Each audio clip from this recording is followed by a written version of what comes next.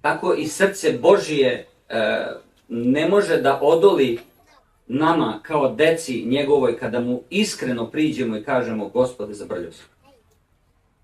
Nisam poštovao svoju ženu, prevario sam. Izneverio sam, izdao sam. Nisam poštovao svoju braću, nisam poštovao svog oca i svoju majku. Odbacio sam.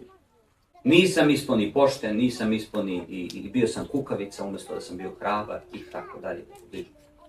To je, braći i sestre, vraćanje na fabričke vrednosti. Ja sam jednom prilikom, držeći predavanje u Skoplju kod vladike Davida, upravo da vam pokažem koliko đavo ne voli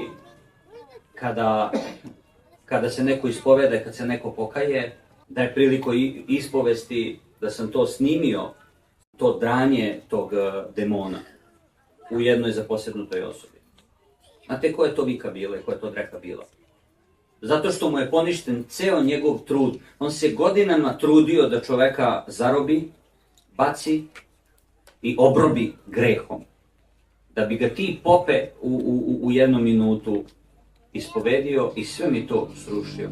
Zamislite koja je to ljubav i milost Božija kada je dato čoveku tako nešto. To je nešto nevjerovatno.